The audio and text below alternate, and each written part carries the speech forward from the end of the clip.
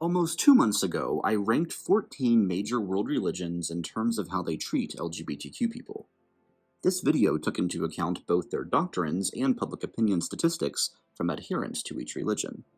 And, well, to say that many of you loved the video would be a huge understatement, as it is currently the most viewed, most liked, and most commented on video here at the Queer Kingdom.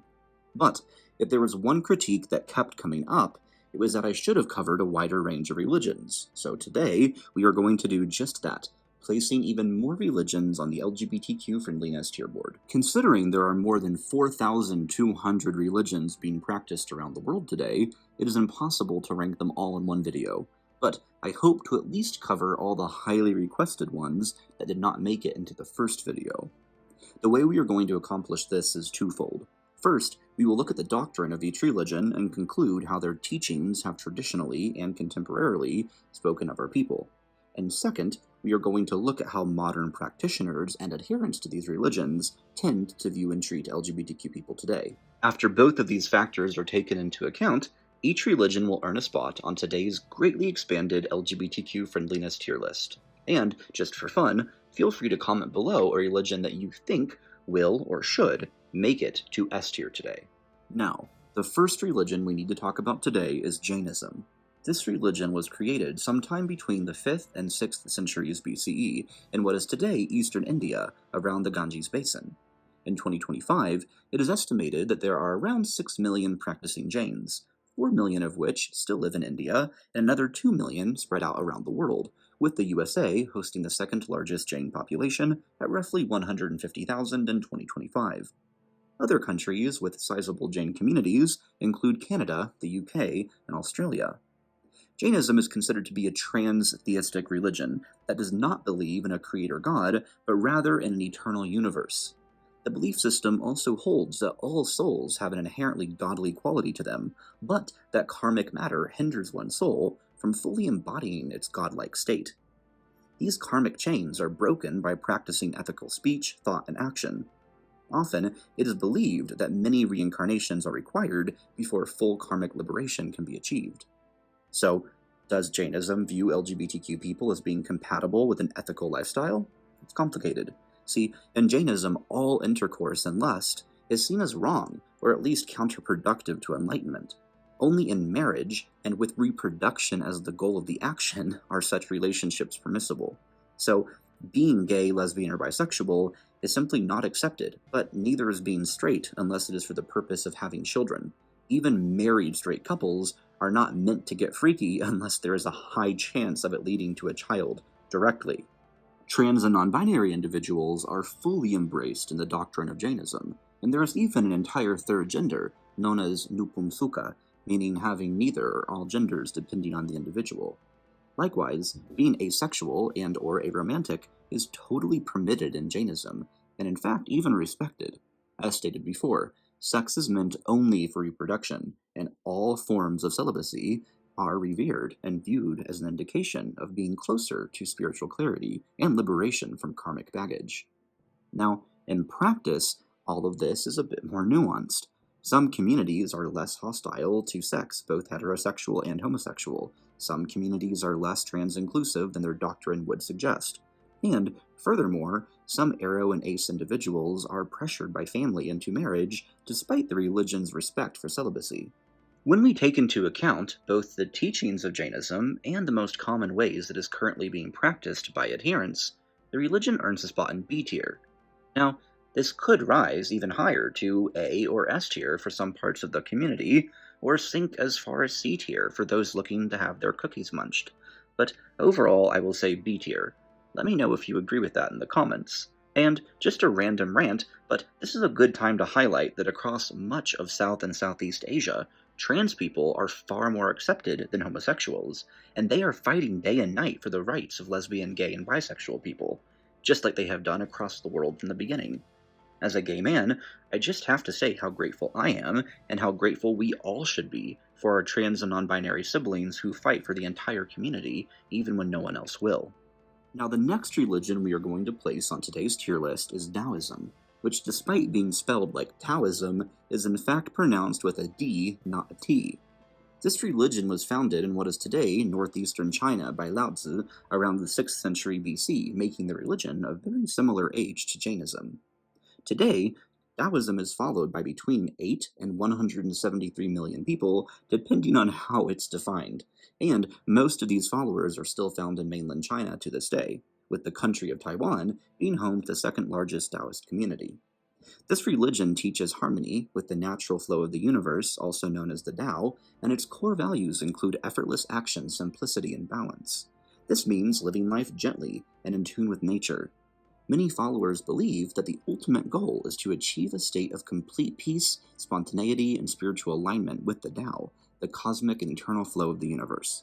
In terms of LGBTQ friendliness, Taoism is itself one of the most open and accepting religions in the entire world. There have never been any condemnations of homosexuality or gender diversity in Taoist doctrine, and some stories within the tradition even include individuals that we today would label as queer due to their sexuality or gender, such as, for example, Lan Sai He. Simply put, being LGBTQ is seen as a neutral and normal expression of the Tao rather than anything controversial or negative. In Taiwan, there is even a temple known as the Wei Mingtang, which is dedicated to the rabbit god, and this temple has explicitly labeled itself as the patron temple for LGBTQ people, and is famous in the country for hosting marriage ceremonies for queer couples. Interestingly, Taiwan was the first country in Asia to introduce marriage equality, and to this day is one of only just 2 on the continent, with Thailand following suit at the start of this year. Of course, you may find some Taoist individuals who have been influenced by anti-queer propaganda, like Confucianism, but nothing in the Taoist religion itself is homophobic or transphobic, and one could argue that holding these hateful beliefs is actually against the core messages of the religion. So, when we take Taoism's doctrine into account, and in tandem with the fact that most Taoist individuals are either neutral or positive in terms of their support for LGBTQ rights, Taoism simply has to earn a spot on S tier. Moving on to the next religion, or should I say religions plural, we have Satanism. See, it's important to highlight that Satanism is almost like an umbrella term that is used to describe a handful of different religions, including but not limited to the Satanic Temple, Levian Satanism, Luciferianism, and theistic traditional Satanism. And while all are quite LGBTQ friendly in the modern day, we are going to focus on the 2 religions with the most followers under this broad umbrella of Satanism, which are the Satanic Temple and the Church of Satan, or Levian Satanism. Though, in a future video, I would love to cover some of the other Satanist religions as well. But for now, starting with the Satanic Temple, we find a relatively new religion that was founded in Salem, Massachusetts in 2013 and has grown rapidly over the past decade. The religion is non-theistic and views Satan as an archetype of free thought, resistance to tyranny, and individual liberty. The Satanic Temple is quite active politically and is explicitly pro-LGBTQ, pro-bodily autonomy, and secular. It really is impossible to place this religion anywhere other than S tier. To be anything short of fully affirming to LGBTQ people would be a clear and indisputable break from the core tenets and values of this religion. Now, the Church of Satan was founded in San Francisco back in 1966 by Anton LaVey, and is also an atheistic religion that places primary reverence on individualism and views Satan as a symbol of pride, rational self-interest, and the opposition to arbitrary authority. As such, it is generally considered to be LGBTQ-friendly as well, though not in a way as direct or unwavering as in the Satanic Temple. Adherents to the Church of Satan may find more wiggle room in the doctrine to be anti-queer, but the core teachings of the religion are, in of themselves, totally affirming and accepting. Still, due to being slightly less explicitly pro-LGBTQ, Levian Satanism goes in A tier, largely and overwhelmingly friendly and open to our community, but not unequivocally so, due to the religion's unyielding loyalty to absolute freedom of thought and action above all else. Essentially, being a bigoted asshole, while not common or endorsed, is also not forbidden or as taboo as in the Satanic Temple, thus the placing in A tier instead of S. Moving now to the Middle East, we find the origins of the Yazidi religion. Dating back to the 1100s in northern Iraq, this religion was created by a man who had been a Sufi Muslim mystic before founding the religion. Today, there are roughly 1 million practicing Yazidis, with an estimated 900,000 in Iraq and another 100,000 spread around the world, with large diaspora populations in Germany, Armenia, and the USA. While Yazidism does have many undeniable connections to Islam, it is a fully separate religion with some key differences too. Two of the largest being the fact that Yazidis believe in reincarnation and also believe that one has to be born into a Yazidi family to practice the religion. This requirement makes it a closed religion, where outsiders are not permitted to convert, even if they want to. For these reasons, and quite a few others, it is very different from Islam. But what does Yazidi doctrine say about LGBTQ people, you may ask? Well, unlike the other religions we have covered thus far, the Yazidi religion is mostly passed through oral traditions and culture, rather than through a central scripture that is held above all else in authority. And even in the most influential stories, songs, and scriptures that do exist, LGBTQ people are never directly addressed, positively or negatively. Unfortunately, though, the fact the religion is a closed one, and that the only way is to grow it through having children, since conversion is not permitted, Yazidi communities tend to put great emphasis on getting married and having children, which in northern Iraq basically means the erasure of queer people, as IVF and adoption for LGBTQ couples is non-existent and culturally unthinkable at this time in the region's social development. So, while the Yazidi faith is not explicitly anti-LGBTQ, adherents to the religion are seldom open to their children stepping outside of the very traditional familial expectations and structures. On one hand, this is practical, since biological children are required to keep the religion alive, and on the other hand it is cultural, as this religion has evolved in an area surrounded by the vehemently anti-LGBTQ Abrahamic religions of Islam and Christianity, and these influences have rubbed off on the perception of queer people in Yazidi communities as well. So, basically, the doctrine of the religion is not explicitly hostile towards their people, but it is also not affirming either. And beyond the somewhat neutral doctrine, in practice, acceptance is nearly non-existent, and openly queer Yazidis are almost always shunned by their families and communities. And due to this treatment of our people in Yazidi society, it ends up in C tier overall. Yes, it could be reformed in the future very easily due to there not being any horrible scriptures to work around like in other religions in this region, but this reform has not even begun to happen yet, so C tier it is. Moving on to Africa now, we find the Yoruba religion, and more specifically, Isheshe, the name of the indigenous Yoruba faith that has worked to rid the religion of toxic Christian and Islamic influences that were imported to West Africa during European and Arab colonization. Isheshe began gaining popularity among many West African communities in the 20th century, but the religion itself is ancient and indigenous to the continent. As such, there are many regional branches, traditions, and beliefs, but generally speaking, Isheshe works to unify these many Yoruba beliefs into one religion. A religion that puts great emphasis on honoring the ancestors, living in harmony with nature, and living a good life of good character, or iwapile. And as for how the religion treats LGBTQ people, it's honestly quite complicated. Nothing in the ancient religion is homophobic or transphobic whatsoever, and there are even divine beings like Eshu who are themselves transgender. However, despite immense effort to purify the religion from vile Christian and Islamic influences over the past century, a great deal of imported bigotry remains in West African communities, as the colonizers' religion of Islam and Christianity still hold absolute sway in the region politically and culturally. As such, there is a clear divide between the very progressive and LGBTQ-friendly Isheshe diaspora and local Western African practitioners who still exist within a very anti-queer environment. Overall, though, Isheshe earns a spot on A tier due to being very LGBTQ-friendly at its core. And as the religion continues to get back to its roots more and more, young followers of the religion are regaining indigenous African wisdom, morality, and, as such, a deep respect for queer people in the process. But it is important to note that in Nigeria and other West African countries, it is illegal to be LGBTQ. The vast majority of power still rests with Christians and Muslims, and this limits how openly queer-friendly Isheshe can be for obvious reasons. So, despite the religion getting A tier for its incredibly beautiful and progressive doctrine and diaspora, don't expect to be publicly accepted in countries like Nigeria, where one can still be executed for being LGBTQ. Now, the next religion we are going to place on the tier list is one that I'd guess many of you have heard of before, but very few understand. The Bahá'í Faith was invented in Iran in 1863, and today has roughly 7 million followers spread out across nearly every country on Earth.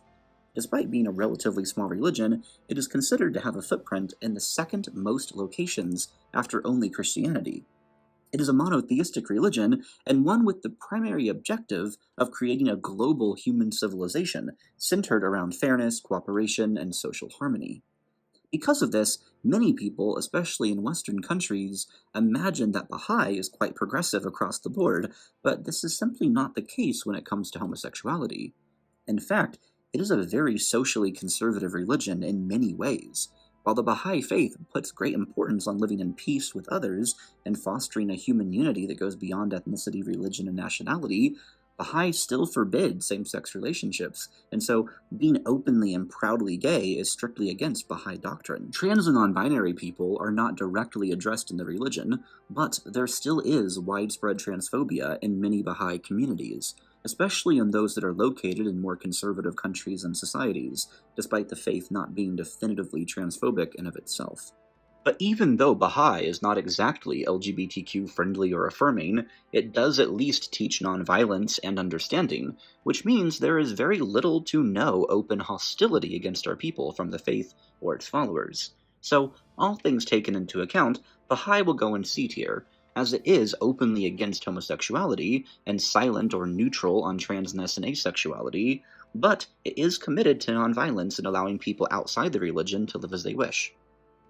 Now, the next religion we are going to cover today goes by different names, some of the most common being modern Hellenism, Reconstructionist Hellenism, and Hellenistic polytheism, but essentially, they all describe a religion centered around the ancient Greek pantheon and Greek spiritual heritage. For some, this is a formalized religion with ritual, rites, and community, while others approach the religion in a more solitary and personal way. One thing that unites just about all of the followers of Hellenism, though, is the veneration of the Greek gods and goddesses. Some view this through the lens of worship, while others define the relationship with the deities as working alongside them, particularly in areas like magical practice, healing, and divination. While it is difficult to put an exact number on how many people follow this religion and spiritual path, it is estimated that between 1.5 and 2 million people today consider themselves as part of a reconstructed Greek pagan belief system. As many would already expect, due to well-known history, myth, and pop culture, just about every flavor of Hellenism is incredibly LGBTQ friendly, and this is due to many factors, one of which being the fact that many Greek gods are explicitly bisexual and/or homosexual, so it's pretty hard to worship a queer god or goddess and then be homophobic. Furthermore, multiple gods were essentially gender fluid, as they moved between genders or were viewed as being more than one gender or having no gender at all. Additionally, some ancient Greek priesthoods required celibacy, and as such, asexual individuals were also not viewed in a negative light, at least from a religious perspective. In ancient Greek society, there were expectations for gay people and asexual people to still eventually enter into straight marriages for political and lineage-related reasons, but this was considered a practical expectation rather than a moral or religious one, and they still were permitted to make gay love when they were not making babies or make no love at all. And now in the modern context, these political and financial pressures are far less present in the world, so individuals following a Hellenistic or Greek pagan path are able to venerate, worship, and work with their incredible queer gods and goddesses without the cultural limitations found in ancient Greek society. All things taken into account, it would be impossible to place this religion anywhere but S tier. When half of the religion's pantheon is made up of bisexual, homosexual, genderqueer, and asexual deities, being anti-LGBTQ would be literally impossible, unless someone was logically inconsistent or dishonest with themselves. And as such, Hellenism, and all of its varieties and variations, earns a solid S tier without dispute. Unfortunately, the next religion we need to cover could not be more different. Zoroastrianism is a religion that dates back to 1000 to 1500 BC and traces its roots to ancient Persia. In 2025, there are roughly 200,000 followers of this religion around the world. Most are still in Iran today, but India and the USA have notable communities as well. This religion has been massively influential throughout history and is considered, by many, to be one of the oldest monotheistic religions in recorded history. In fact, it is often cited as a precursor religion to the Abrahamic faiths. Many of its central themes are quite similar, including a focus on good versus evil, a cosmic struggle against an unrighteous spirit, and an afterlife where human souls are judged by the one true God, in which some are granted paradise and others are thrown into darkness. Sadly, the similarities between Zoroastrianism and the Abrahamic religions don't end here, as Zoroastrianism is also explicitly anti-LGBTQ and has a long history of oppressing and persecuting our people. In Zoroastrian doctrine, homosexuality is forbidden and considered sinful and impure. The religion also adheres to strict gender roles and views women as inherently unclean due to childbirth and menstruation. Being trans or non-binary is not explicitly addressed, but is implicitly not seen as an option within this system dominated by a patriarchal worldview. Though modern Zoroastrian communities are often more open to trans and non-binary people existing freely. Asexuality is frowned upon, since having children is considered a divine duty, but it is not technically forbidden in the way that being gay is. It is worth noting that many scholars attribute the anti-LGBTQ views and hostility that we later find in the Torah, Bible, and Quran to this older religion of Zoroastrianism, so it is possible that much of the suffering and abuse that we still face is at least in part due to the influences of the original monotheistic Middle Eastern religion. I should highlight, though, that many young people in modern Iran and among the diaspora have adopted Zoroastrian symbolism, and in this context, it is actually seen as a more progressive alternative to Islam, and at times even an act of resistance against the Islamic Republic of Iran itself. These individuals are rarely adhering to the actual doctrine of Zoroastrianism, but rather to the culture and memory of a pre-Islamic Iran, which is why, in the diaspora communities, there is often a level of support for LGBTQ people. So, if you see someone wearing Zoroastrian symbolism, there's actually a very good chance it is more cultural and political than religious, and may even indicate a more progressive and LGBTQ-affirming worldview. Still, the religion itself can't get anything higher than F tier, the very bottom of the bucket, due to being, at its core, a misogynistic, queerphobic, high-demand religion centered on loyalty to one vengeful God who punishes all who go against his demands. Sound familiar? Growing up in an evangelical family, the similarities between Yahweh and Zoroastrian supreme god Ahura Mazda are uncanny to say the least. But now, moving across the Atlantic, we come to two incredible, vibrant, and culturally rich religions that originate in Brazil, Candomblé and Umbanda. Both are Afro-Brazilian religions with roots in West African spiritual systems, particularly Yoruba, Fon, and Bantu traditions blended with Catholic and indigenous Brazilian elements over the course of centuries. Today, these two religions remain highly visible in Brazil, with estimates of around 3 to 5 million practitioners combined. At the heart of both Candomblé and Umbanda is the veneration of spirits and deities. These beings represent natural forces, human qualities, ancestors, and moral guidance. Followers interact with them through rituals, music, dancing, offerings, and possession ceremonies. And while some adherents approach these religions formally with structured temples and priesthoods, others engage in a less formal way, drawing guidance and spiritual empowerment in everyday life. In terms of LGBTQ people and rights, both of these Afro-Brazilian religions are highly affirming and welcoming, and many spirits in each religion are themselves gender fluid and embody a mix of masculine, feminine, and genderless traits. There are no prohibitions against same-sex relationships, and asexuality is also fully accepted, with the religions valuing spiritual power and devotion rather than a strict set of arbitrary and oppressive rules. These religions have historically provided safe and empowering spaces for marginalized communities, particularly Black, Indigenous, and queer Brazilians, who had been excluded from mainstream religious institutions like Catholicism. Taking all of this into account, it is impossible to rank Candomblé and Umbanda anywhere other than S tier for LGBTQ inclusion. They are not only tolerant, but go the extra mile to celebrate queerness as a sacred aspect of the divine, and, as such, both Candomblé and Umbanda tie with the religions of Daoism, Hellenism, and the Satanic Temple for spots at the very top of today's list. Sadly, the final religion we have to talk about today could not be more different from these, as the Druze religion is about as closed off and socially regressive as it gets.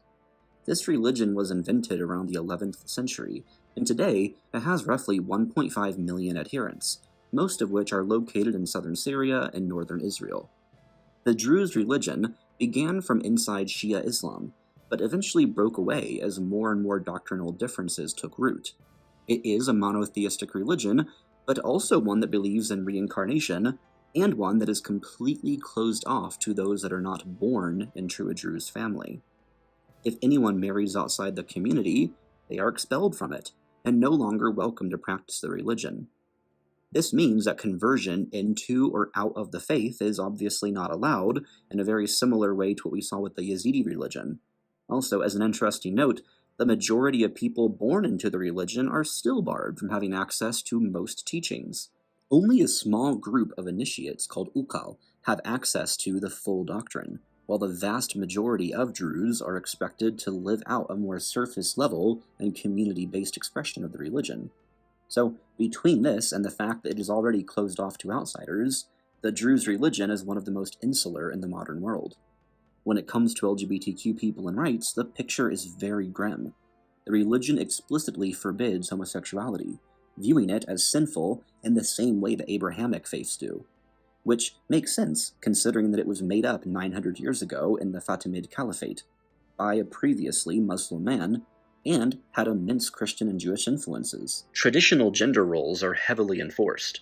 Reading the survival stories of queer ex-Druze individuals is both heartbreaking and inspiring. Violence against our community is widespread, and LGBTQ people who want to live openly are thrown out of the Druze community. While there are, likely, progressive cultural Druze living in the diaspora, any level of support for LGBTQ people is simply not reflected in the religion's official teachings or community norms, especially in Syria, where open queerness results in near instant physical harm, or even death. For these reasons, Druze goes firmly in F tier, a religion that after 900 years of existence remains deeply conservative, patriarchal, exclusionary, and openly hostile to our existence. As such, it is fair to say that the Druze religion is one of the least compatible faiths to a modern and open society. And that concludes our list for the day. But if you found this video helpful and interesting, feel free to comment below any other religions that you would like me to cover in a future video. Here on screen are all the ones I have already written on my list to research and that I'm hoping to cover sometime in December. It will be a part 3 of this series. So if you really want to see a particular religion covered, let me know in the comments. And if you have not yet seen the first video I made that covered the largest religions like Islam, Christianity, Hinduism, and so on, definitely check that out too. And on that note, thank you friends for watching and spending time with me today as we seek to spread the word about important topics in the community. Please consider liking this video and subscribing, as that really helps to please the algorithm gods. And if you really enjoy these videos and want to support me directly so I can keep making them on a routine basis, consider joining the Queer Kingdom officially here on YouTube by becoming a member of the channel. But just your presence here today means the world to me, so thank you for watching and caring about our global community. And please always remember that good things do still happen, even in dark times. Together, I know we can truly make the world a safer and freer place for us all. Until next time, QK out.